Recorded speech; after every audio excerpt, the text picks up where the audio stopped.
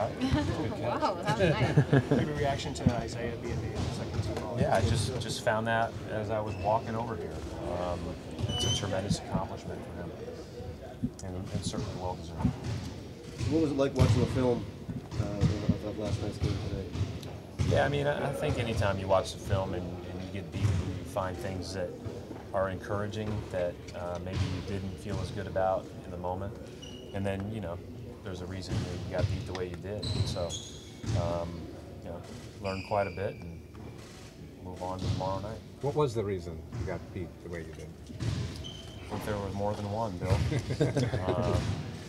But I think obviously, and I've said this before. I mean, you're not out there in the playoffs playing 5-on-0. There's another team out there too, and the main reason we got beat that way was because of the Cavs. They played. They did a lot of things that put us in bad positions, and we need to just do better. With the mentality of Rod Short, obviously trying to do harder than he did at any point against you guys during the regular season, does that change how you do things? You have to take up space so he doesn't get a running start? I guess I think once you take up space and he beats you by a step, right, he sprays it to a wide open shooter. I think there are a lot of things that I think sound good in theory. I just think we have to do our best to mixing it up appropriately without overdoing it, and making sure that we try our best to keep him in front. Obviously, if we want to keep him in front, we don't want him shooting layups like probably you're thinking, Jay, with the downhill drives. We had a few that I thought he made great shots where we actually guarded him pretty well. But at the end of the day, that's all easier said than done, and we just have to make it as difficult as possible as a group. Do you see any weaknesses from the Cavaliers that you guys can't exploit, or is it really about you guys? We just have to, every time you play in a basketball game, you have a margin for error, right? And against teams of this caliber, which there aren't very many, right? That goes down, and so you have to be great possession to possession. And we have to do what we do better than we did it last night. And then there are some things that we think from a tactical standpoint that we can use at certain times that we never got to use really. But at the end of the day, it still comes down to how hard you play. If you're able to keep guys in front, if you're able to play with appropriate force, all those things. And they did a better job of that than us. Does Jonas have a role? Offensively, would you take the same looks? Yeah, I mean, anytime that you go through a game like that, Mark, I think that you maybe go back and over-scrutinize that, but I felt pretty good about it. We have a group of people that look at not what we shoot on a given night, but what we would be expected to shoot.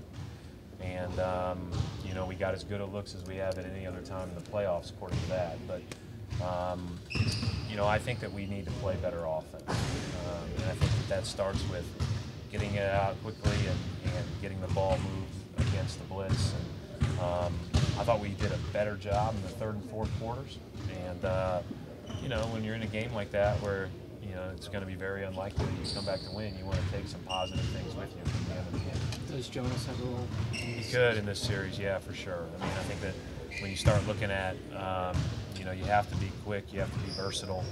The shooting helps, all that stuff. And, he's obviously been a huge part of our team the last couple of years. And, in the Washington series, his opportunity wasn't there as much. But I told him last night, there's a good chance that, he'll be a big part of this. Brad, coming up with a game plan to stop Cleveland and beat Cleveland, where does that rank among the challenges you've had in your coaching career? I mean, I'm focused on trying to play well, and again, you have to realize they're outstanding. They put you in a bad matchup almost every time down the floor, and they're great at it.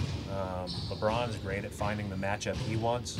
He's great at recognizing when Love has the matchup that they want. He's great at recognizing when Irving or bringing a screener up that they want to bring up. So that's what makes it really difficult, is you're always accounting for all those shooters on the floor, and yet there is a real ability of that team to to pick you apart in isolation. So has this been your greatest coaching challenge? I think every day is a great challenge, but they're all unique.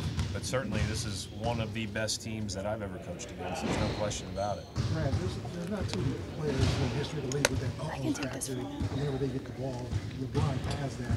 How do you tell your guys that even though they might break even or get the best of them, he still might hit the shot and not to get discouraged by that? Yeah, great players in this league, you know, and LeBron's the best. Great players in this league make really tough plays that you have to tip your hat and move on.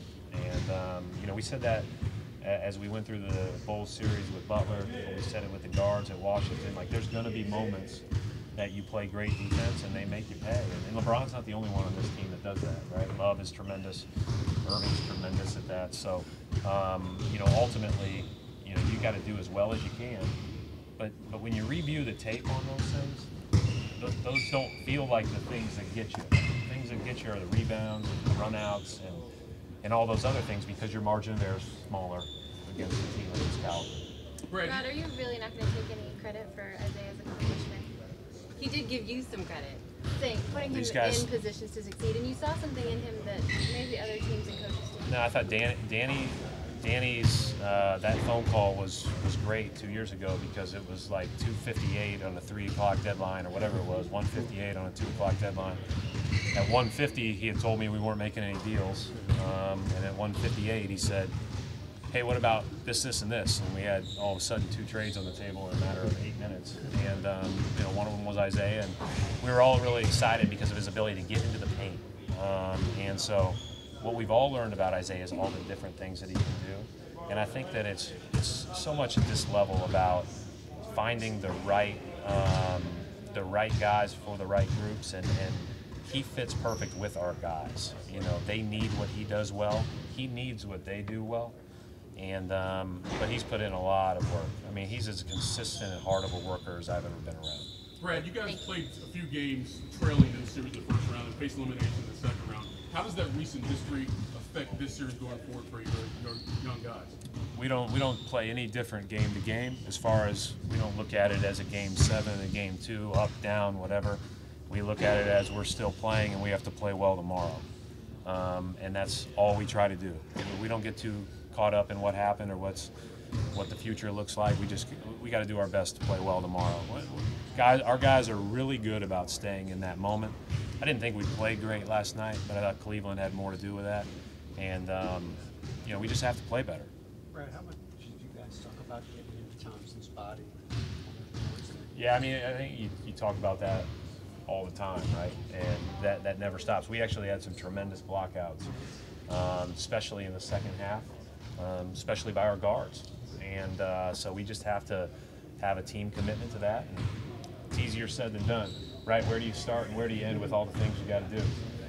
Last night, Tyler said after the game, their main objective defensively was to be physical with Isaiah, and they were going to be willing to give up other things just to be physical with him. When he's faced with that situation, I know it's not a new thing.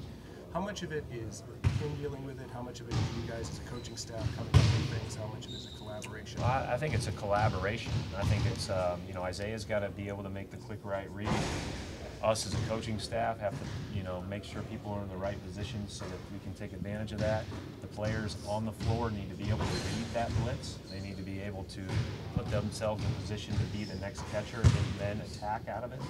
So it's everybody working together. Again, I thought we were much better as the game went on. We've been much better as the other series have gone on. But, you know, rightfully so, he's going to draw a lot of attention. I mean, second team All-NBA, right?